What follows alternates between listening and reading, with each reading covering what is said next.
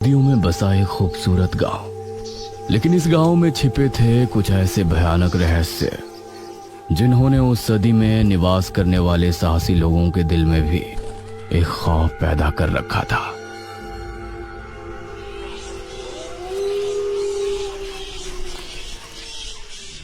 आज तो बहुत दिनों के बाद मित्रों से मिलना हो रहा है, बहुत आनंद आएगा। अरे मदन, कहाँ जा रहा है इस समय? पिताजी, मेरे मित्रों से इतने दिनों बाद मिलना हो रहा है। वो सुबह होने पर वापस नगर चले जाएंगे। अरे तुझे पता नहीं क्या, आज शनिवार की रात है। आज के दिन निशिर मोलो गांव में घूमते हैं। पिताजी, चाहे निशिर मोलो आए या नरकासुर, मुझे आज मेरे मित्रों से मिलने से कोई नहीं रोक सकता। ठीक है, लेकिन ध्यान रहे, जैसे ही तुमको उनके कदमों की आहट सुनाई दे और उनका वो मंत्र जिसको वो दोहराते हुए आगे बढ़ते हैं, तो उन्हें बिना देखे किसी ऐसी जगह छिप जाना जहां से ना वो तुमको देख सके ना तुम उनको। और जब तक उनकी आवाज आना बंद ना हो जाए, उनके सामने नहीं आना। वो 4 भयानक आदमी होते हैं जो अपने कंधों पर एक ताबूत को उठाए होते हैं, और अगर कोई उन्हें देख ले तो वो जिंदा नहीं बचता। मुझे पता है पिताजी, अब मैं चलता हूँ। यह कहकर मदन घर से निकल गया, लेकिन उसके पिता के चेहरे पर उसकी फिक्र साफ नजर आ रही थी। निशिर मोलो आ जाएंगे और साथ ले जाएंगे। ऐसा लगता है कि हमारे गांव के लोग अभी भी दूसरी सदी में जी रहे हैं। वो तेज तेज कदमों के साथ आगे बढ़ रहा था।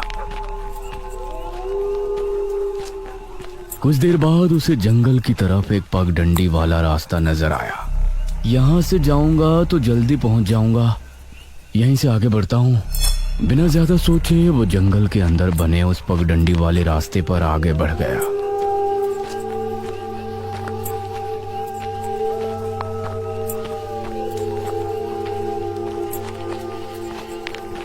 आज तो बहुत मजा आने वाला है, मिलकर खूब मदिरा पान भी करेंगे। तभी उसे भारी कदमों की आहटों के साथ कुछ आवाजें सुनाई देने लगी। इन आहटों और आवाजों को सुनकर वह एकदम से चौंक पड़ा और उसकी आंखें डर से बड़ी हो गईं।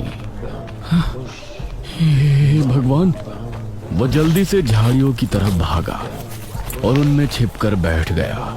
वो झाड़ियों की ऊंट में बैठा लंबी लंबी सांस ले रहा था। वो आवाजें अब और ज्यादा साफ होने लगी थी। उसे यकीन था कि अब वो लोग उसके करीब ही आ रहे हैं। उसने धीरे धीरे छिपकर अपनी एक आंख से उनको देखा और वो हैरान रह गया।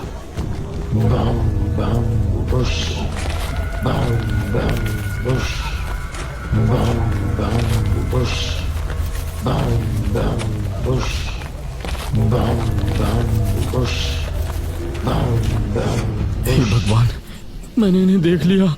हाँ।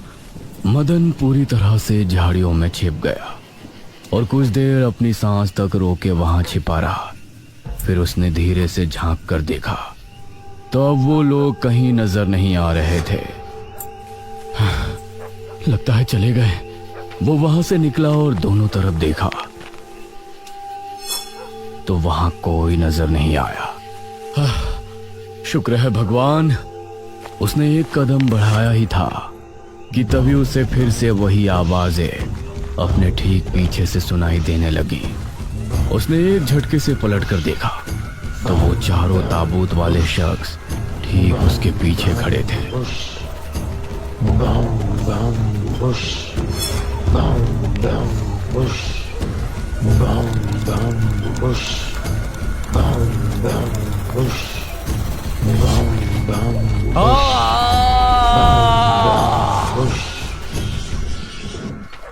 इस तरफ जब देर रात भी मदन वापस नहीं लौटा तो उसके पिता को उसकी चिंता होने लगी। उसने गांव के एक आदमी विपुल को साथ लिया और जंगल की तरफ रवाना हुआ।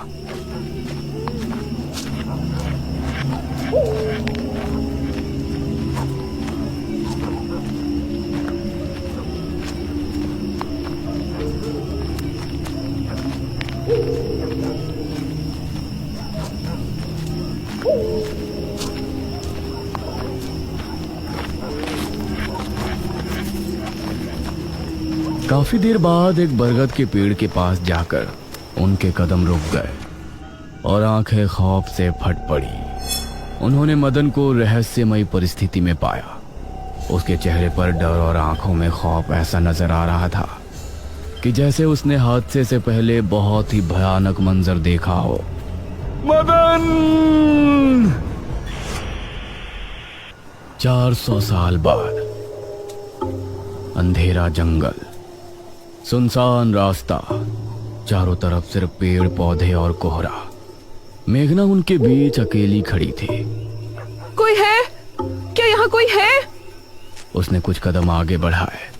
उसके सवाल का कोई जवाब तो उसे नहीं मिला, लेकिन कुछ टपकने की टप टप की आवाज अब उसे बराबर आ रही थी। मैं यहाँ क्या कर रही हूँ? कौन लाया है मुझे यहाँ पर? वो खुद को वहां पाकर बहुत परेशान थी। तभी उसने देखा कि कोई चीज उड़ती हुई उसी की तरफ आ रही है। वो उसे हैरानी से देखने लगी। पास आने पर पता चला कि वो कोई विशालकाय भयानक पक्षी था। बचाओ! मेघना उससे बुरी तरह से डरकर भागने लगी और वो उसका पीछा कर रहा था। मेघना ने उसे पीछे पलटकर देखा तो वो उसको पकड़ने ही वाला था, लेकिन तभी मेघना एक पेड़ से टकराई। उसने देखा कि उस पेड़ से हरे रंग का पानी टपक कर नीचे गिर रहा था। मेघना उस हरे पानी को गौर से देख रही थी। तभी अरे ओ मेघना, उठ जा यार, कब तक सोएगी? मेघना आंखें मलते हुए नींद से जागी। उसने देखा कि सुबह के 9 बज चुके थे। ओह शिट, हम तो लेट हो गए। तूने मुझे उठाया क्यों नहीं? मेघना अपनी एक पार्टनर इशिता के साथ दिल्ली में रह रही थी, जहां वो एक लैब में काम किया करती थी। दोनों ने साथ नाश्ता किया और फिर तैयार होकर अपनी लैब के लिए निकल गई।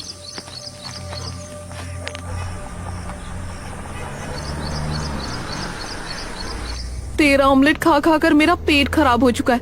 रोजाना कच्चा ही बना कर दे देती है। शुक्र मना कि कच्चा भी खाने को मिल तो रहा है। तेरे भरोसे रहेंगे तो वो भी नहीं मिलने वाला। सोकर ही 9 बजे उठती है।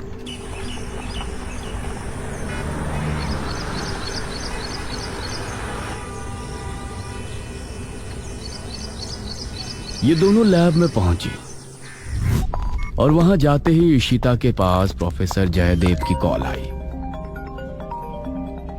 तुम दोनों ने इस बार बहुत समय ले लिया है।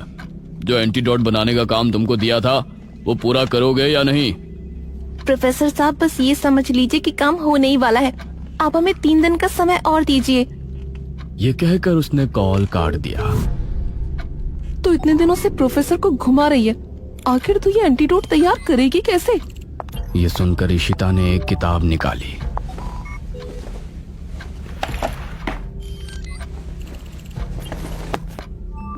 यार देख ये किताब, इसमें बहुत से ऐसे लिक्विड के बारे में लिखा है जिनकी कहानी पुरानी दंत कथाओं और लोक कथाओं से जुड़ी है।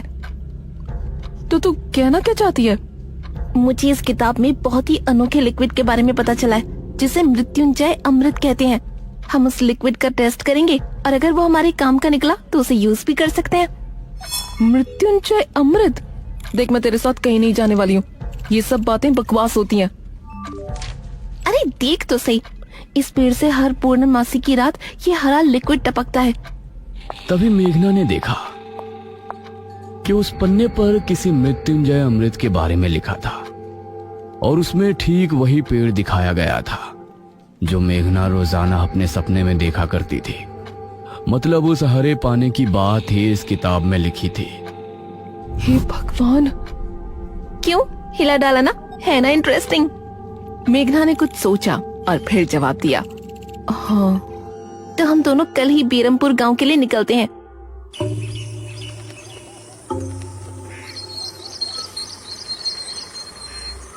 ये दोनों अगली सुबह ही बस से बेरमपुर के लिए निकल गई।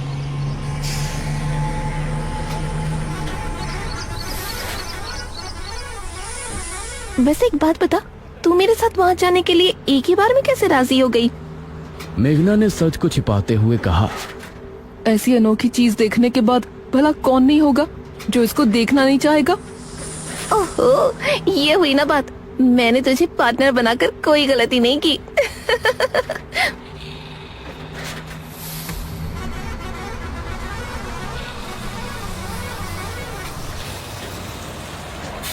ये दोनों 5 घंटे के सफर के बाद एक जगह उतरी। इनके ठीक सामने एक बड़ा सा गेट था जिस पर नाम लिखा था बेरमपुर। इशिता और मेघना ने जैसे ही गेट के अंदर कदम रखा तो अचानक से मौसम बदला। सूरज मानो बादलों के पीछे छिप गया और एक हवा अपने साथ आंधी ले आई। अरे वाह, गांव का मौसम तो बहुत ठंडा है। इधर गांव के लोग भी अचानक बदलते मौसम को देखकर हैरान रह गए। अरे ये क्या, अभी तक तो काफी गर्मी थी, ये अचानक आंधी कहां से आ गई? मुखिया जी, लगता है बारिश भी जरूर आएगी। इधर मेघना और इशिता दोनों ही गांव की तरफ बढ़ रही थी। यार, ये गांव के लोग ठीक तो होंगे ना? गांव के लोग तो ठीक ही होते हैं, अजीब तो हम शहर वाले होते हैं। ये बात तो तूने बिल्कुल पते की कही। इशिता और मेघना दोनों गांव के चौक पर पहुंची। वहां एक कुआं भी था और वहीं मुखिया भी 2 आदमियों के साथ खड़ा था। अरे बच्चियों, तुम दोनों कौन हो? अब नमस्ते जी, मेरा नाम इशिता है और ये है मेरी दोस्त मेघना। अच्छा बेटा, वैसे हमारे गांव में किस वजह से आना हुआ? वो असल में वो अंकल, हम लोगों को अपनी स्टडी के लिए 5 गांवों के बारे में लिखना है, इसलिए हम लोग यहाँ आए हैं। इसके बाद और 4 गांवों में जाएंगे। ओह अच्छा, फिर तो ठीक है बच्चों, हम तुम्हारी जितनी हो सके उतनी मदद करेंगे। जी अंकल, क्या हमें यहाँ कुछ दिन के लिए रहने के लिए कोई घर मिलेगा किराए पर? अरे बच्चों, तुमको किराए की घर की क्या जरूरत है? तुम दोनों जब तक चाहो मेरे ही घर में रह सकती हो। ठकुराइन वैसे भी लड़कियों से बहुत प्यार करती है। जी शुक्रिया अंकल।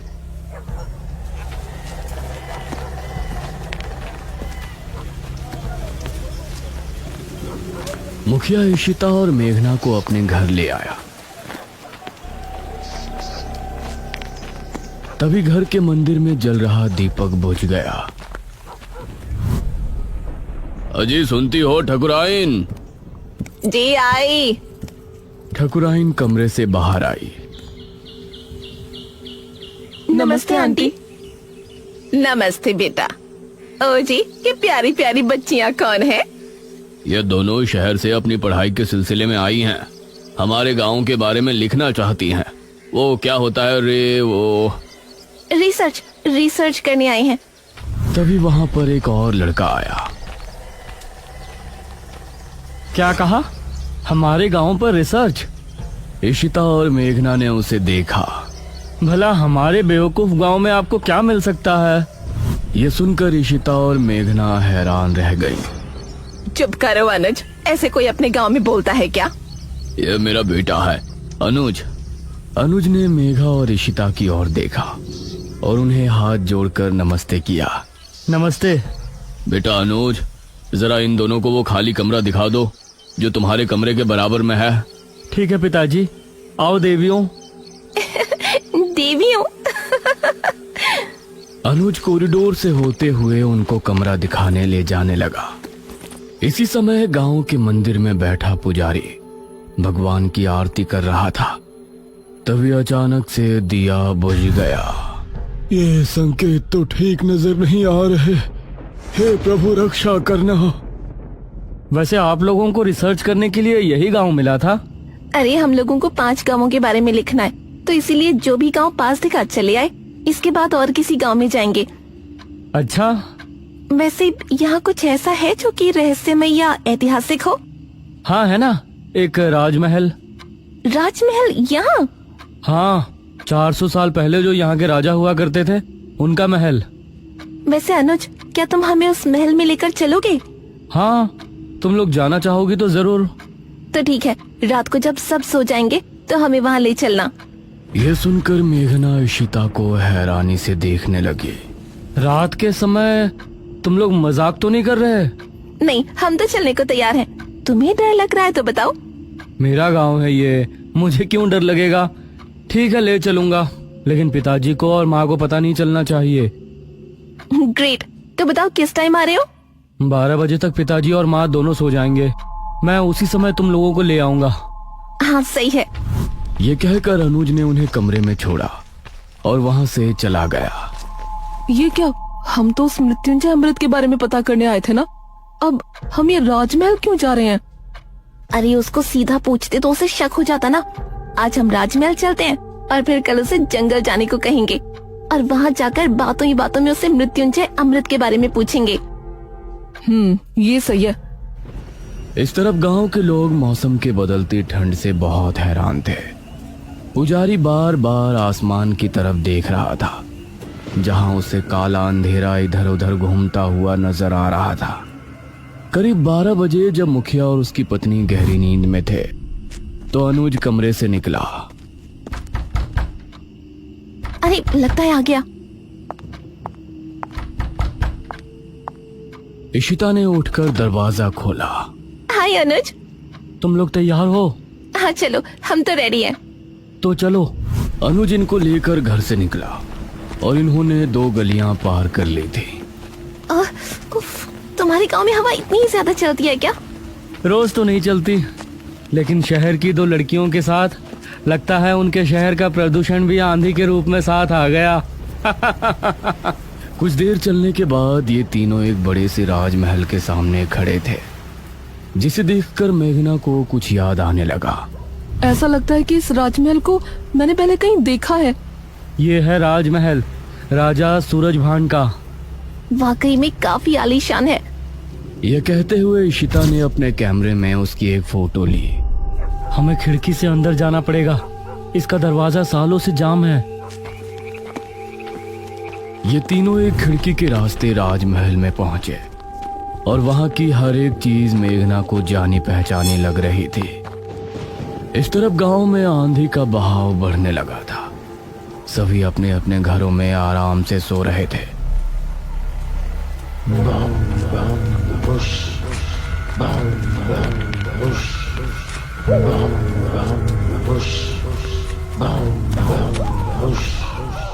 अरे ये आवाज तो निशिरमोलो। गांव के सभी लोगों के दिलों में खौफ उतर आया। उसी समय मुखिया के कमरे में गांव का पुजारी हड़बड़ाता हुआ पहुंचा। मुखिया जी उठिए। मुखिया चौंकता हुआ नींद से जागा। क्या हुआ पुजारी जी, इतनी रात में आप? गांव में निशीर मोलो की आवाज गूंज रही है, सब बहुत डरे हुए हैं। पुजारी जी, ये कैसे हो सकता है? निशीर मोलो यहाँ कैसे आ सकते हैं? वो तो कई सालों पहले सो गए थे।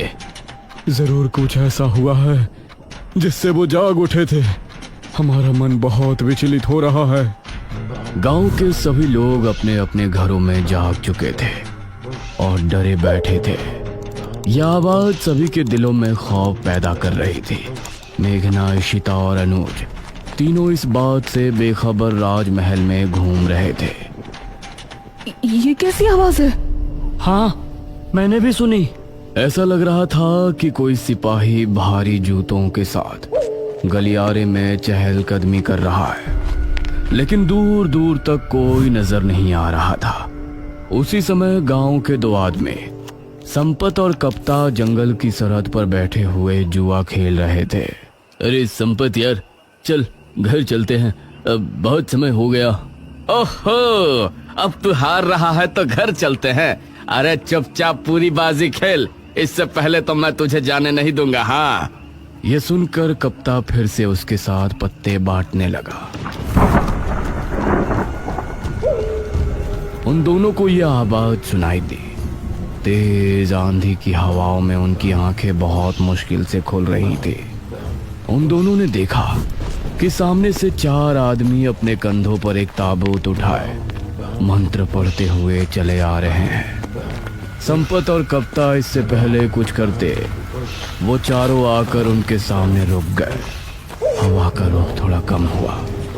वो चारों अपनी लाल चमकती आंखों से संपत और कप्ता को घूर रहे थे। इधर इशिता, मेघना और अनुज को एक दरवाजा खोलने की तेज आवाज सुनाई दी और वो चौंक पड़े। न जाने उस दरवाजे से कौन निकला, जिसको देखकर ये तीनों चौंक पड़े। वहीं संपत और कप्ता के सामने खड़े वो चारों शख्स जो कि निशूर मोलो थे। उनके कंधों पर रखा ताबूत खुल गया और उसके खुलते ही संपत और कप्ता की चीख पूरे गांव के लोगों ने सुनी, जिसे सुनकर सभी गांव के लोग डर गए। ये किसकी चीख थी जी? निशिर मोलो, ये चीख किसी अनहोनी की संकेत थी। निशिर मोलो आखिर कौन है? क्या है मृत्युंजय अमृत? और क्या संबंध है मेघना का इन सब से? इन सभी सवालों के जवाब जानने के लिए हमारे साथ जुड़े रहिए इस कहानी के अगले भाग में भी।